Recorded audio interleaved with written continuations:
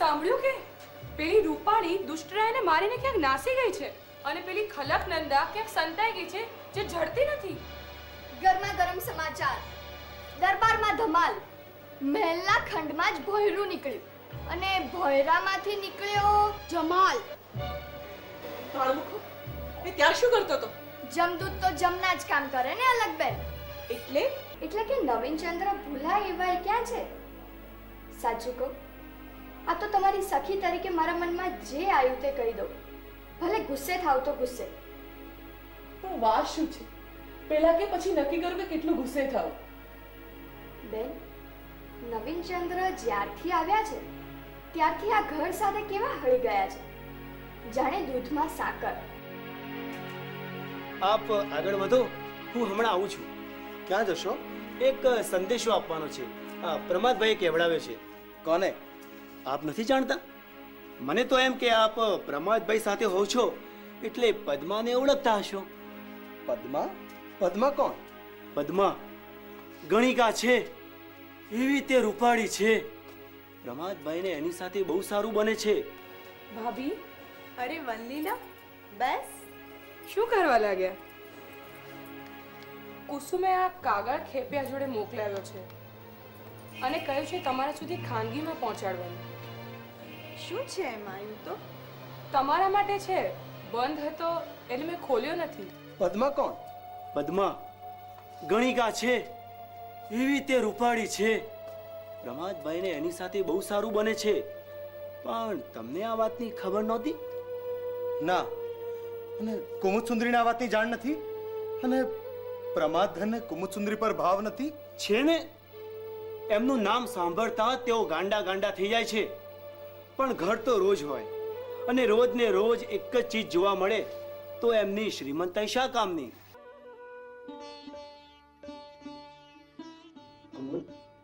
મેં તમારા વિશે ઘણું સાંભળ્યું. સારું કે ખરાબ?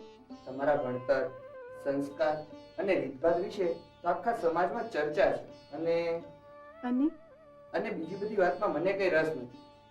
હું તો તમને ચાહું છું અને તમને સુખી કરવા માંગુ છું. હું પણ.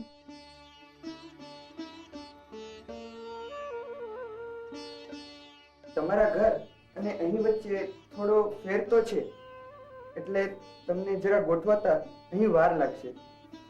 પણ દરેક સ્ત્રી સાથે આવું થતું હોય છે. પિતાનું ઘર અને પતિનું ઘર, એની વચ્ચે અંતર તો રહેવાનું જ. પિતાના ઘરમાં આટલા વર્ષો સ્વતંત્ર રહીને ઉછર્યા પછી પતિના ઘરમાં ઘરની વહુ તરીકેની મર્યાદામાં રહેવાનું એટલે ટેવ તો પાડવી જ પડે. પાંખ હોય ને ન ઉડવાનો સંયમ રાખવો જરા મુશ્કેલ તો છે, પણ દરેક સ્ત્રી આ સમાધાન કરી લેતી હોય છે. માં જગદંબાએ એને આ શક્તિ આપી છે. ધીરજ અને સહનશીલતા ગોઠવાવા કરતા વધુ વાર ગોઠવવામાં લાગતી હોય છે. મારાથી બનતા બધા જ પ્રયત્ન કરીશ. હું તમારા સર્વ અભિલાષ પૂર્ણ કરીશ. મને ખબર છે તમને વાંચવાનો શોખ છે. હું તમારા માટે મુંબઈથી પુસ્તક લાવી આપીશ.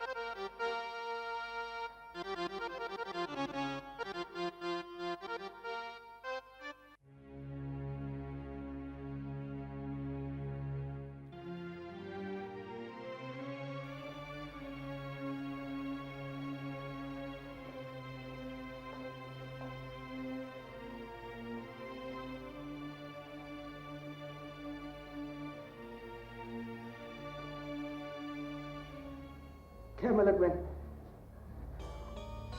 બાપુજી આવી ગયા દરબારેથી?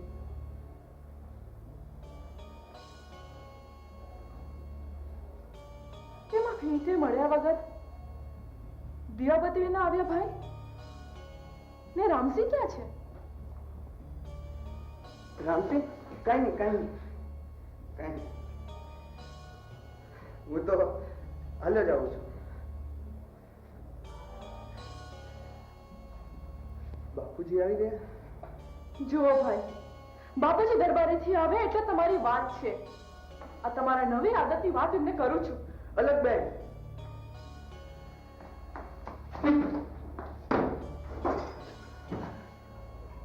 જો તમે એક શબ્દ પણ બાપુજીને કહેશો સરસ્વતી ચંદ્ર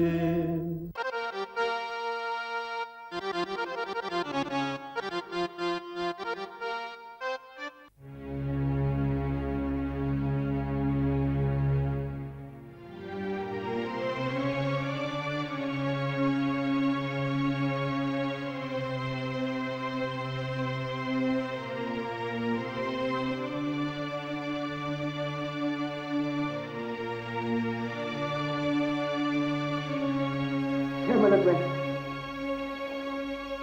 બાપુજી આવી ગયા દરબારેથી?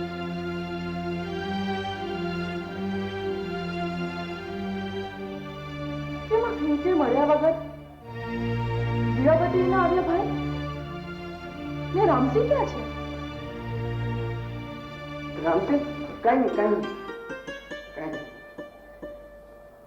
હું તો હાલ જ આવું છું. બાપુજી આવી ગયા? જુઓ ભાઈ, બાપુજી દરબારેથી આવે એટલે તમારી વાત છે. આ તમારા નવી આદતની વાત એમને કરું છું. અલગબેન,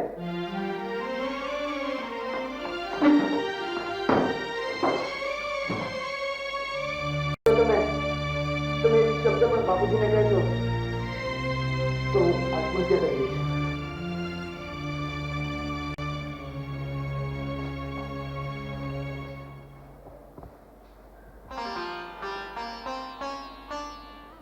તો પછી વચન આપો કે ફરી આવું નહીં પીવો.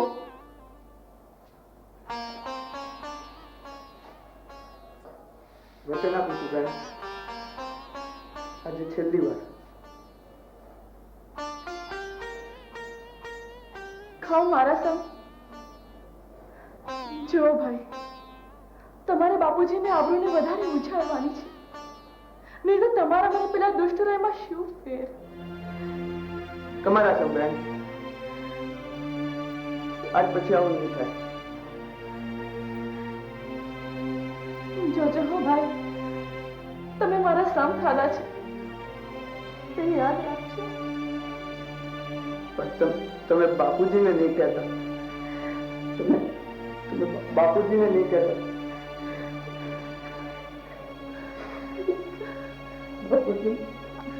બાબુજી આવે તે પહેલા જલ્દીથી સૂઈ જાઓ.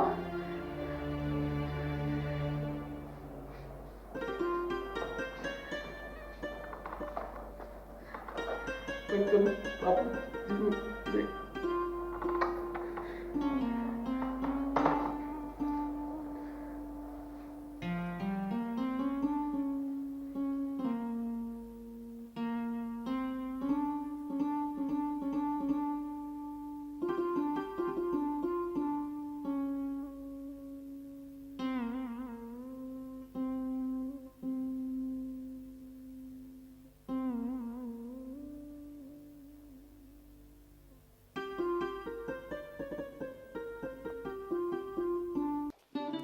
પછી બુદ્ધિધનભાઈ? ઓ બાપ રે, અમાત્યજી જાણે તો પ્રમાદભાઈનું જ નહીં બધાનું આવી બને. પણ અમાત્યજી અને દેવીબાના ખોળે જન્મ લેવા મળે એ તો સદભાગ્ય કહેવાય. ભાઈ, પ્રમાદ ધનને આ ટેવ ક્યાંથી? ઉછેરેલા અમે જ ને. આજે એ બહાને અમને 2 પૈસા મળી રહે છે. કુમુદ સુંદરીને આ વાતની ખબર નથી? હમણાં સુધી નહોતી, પણ પેલો મૂર્ખદત્ત કંઈક બકી ગયો છે એવું સાંભળ્યું છે. મૂર્ખદત્ત? એને આ વાતની કેવી રીતે જાણ થઈ? પદ્માને લઈ પ્રમાદભાઈ થોડા વખત પહેલા રાજેશ્વરમાં સહેલ કરવા ગયા એટલે એ જાણે. આ ભાભી થોડા વખત પહેલા ત્યાં ગયા હશે ને પદ્માનો ગમખો જોયેલો પડ્યો એટલે પૂછ્યું એટલે મૂર્ખદત્ત બકી ગયો કે ભાઈ આ બાઈને લઈને અહીં આવે છે. કુમુદ સુંદરીએ કંકાસ ના કર્યો? એ તો જાણવા જેવું છે. આ બીજી બાયડી હોય તો માલુમ પડે, પણ ભાભી તો કમખો લઈને ઘેર ગયા અને કહ્યું કે તમે તો કારભારી છો એટલે તમને તો ખબર હશે કે આ કમખો કોનો છે, તેને શોધી કાઢો અને પાછો આપી દો. પછી પ્રમાદભાઈને રાજ ખટપટને લીધે અહીં અવાયું નથી. પણ ભાઈ તમે આ વાત કોઈને કહેશો તો નહીં ને? તો પછી તમે મને આ ગલીમાં લઈને આવ્યા શું કામ? પદ્મા આગળ વધાઈ ખાવા કે કલાવતી ગધેડે બેસીને ગઈ, હવે રાજ દરબારમાં તમારું રાજ. પણ ભાઈ તમે આ વાત કોઈને કહેશો તો નહીં ને? નહીં કહું. એમ કહીને જો કહીશ ને તો પણ તમારું નામ નહીં દઉં. તો પછી હું જઈ આવું? હા જાઓ, વધાઈ ખાઈ આવો.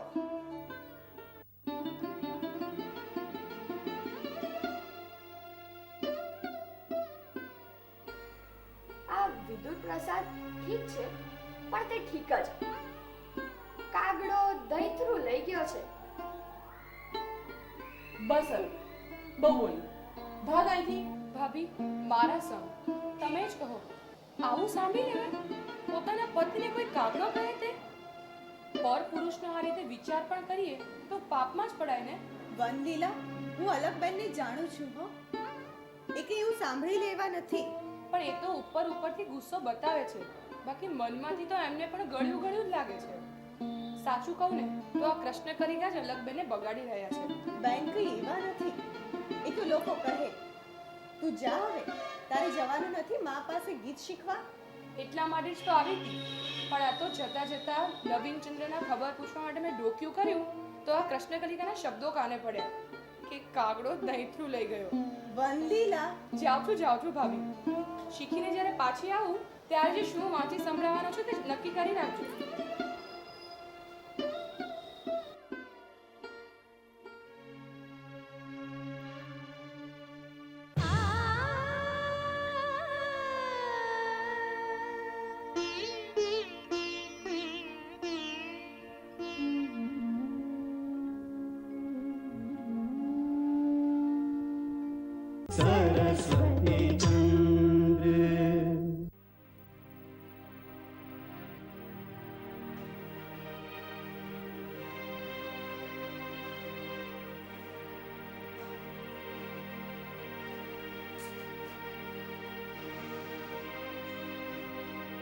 માં,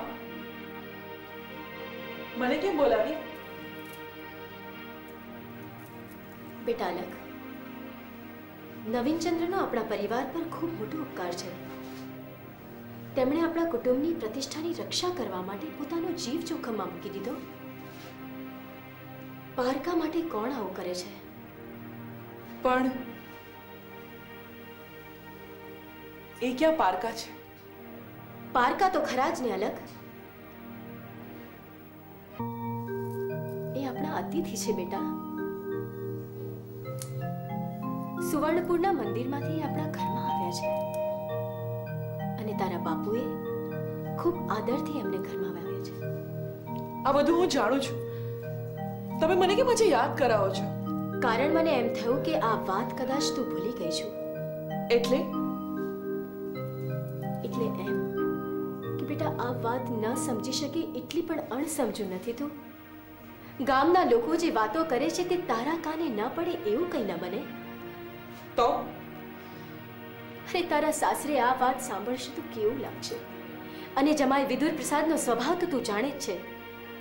તારા બાપુને મૂંઝવણમાં મૂકવાની એક પણ તક જતી કરતા નથી. પણ એ આવું કંઈ કરવાની હિંમત કરે એવું તમને લાગે છે? તારા આકરા સ્વભાવથી એ ડરે છે બેટા, અને એટલે જ કદાચ. ડરતો નથી, ડરવું જ પડે. કારણ કે તમારી દીકરી એવું કશું જ નથી કર્યું કે એને લોકોની નિંદાથી ડરવું પડે.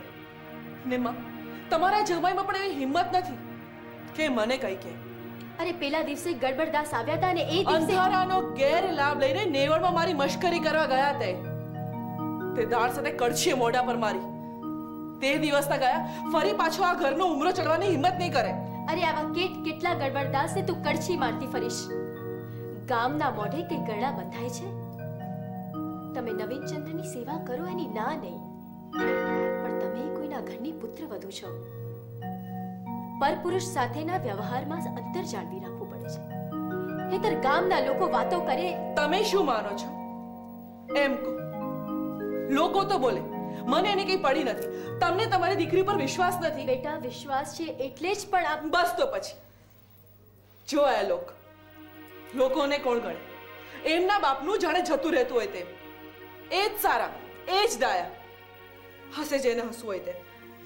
વારું ત્યારે તમારે જેમ કરવું એમ કરો.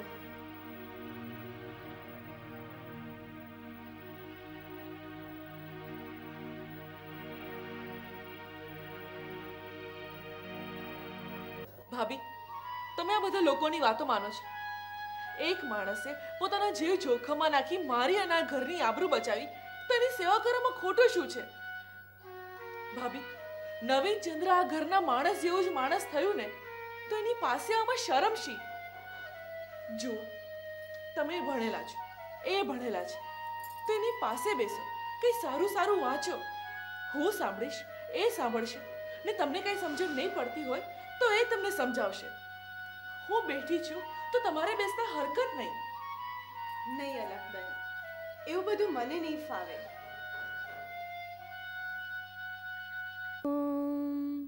त्र्यम्बकं यजामहे सुगन्धिं पुष्टिवर्धनम्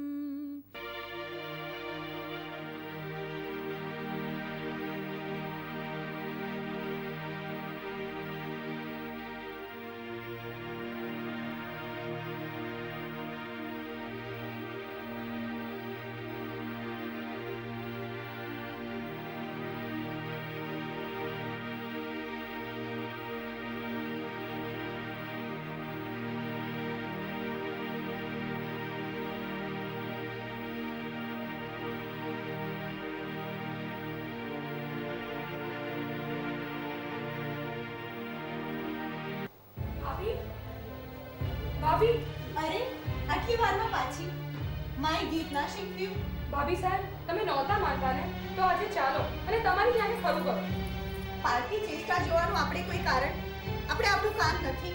પણ તમે જુઓ તો ખરા, એ તો એવા ઘેલા બન્યા છે કે આપણે અડધો કલાક સુધી જોઈશું ને તો એમને ખબર નહીં પડે. વનલીલા, તું જા, મારે નથી આવું. પણ તમે અહીં બેસીને શું કરવાના છો? ગાઈશ જરા સારંગી લઈને.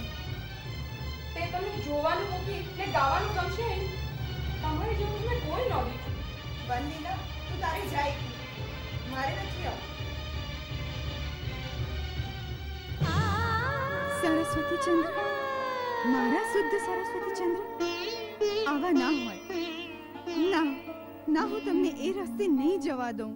ભૂલ થઈ હશે, પણ તમારા પવિત્ર સંસ્કાર જગાડું એટલે તમે જાગવાના જ. આ કુમાર્ગે તમે ચડ્યા તો બાપડા જગતની શી વલે થશે.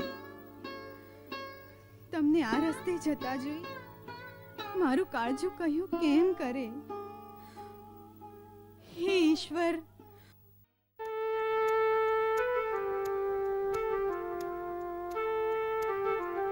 झंके कोई ने पामे कोई आके वालेख विधिना.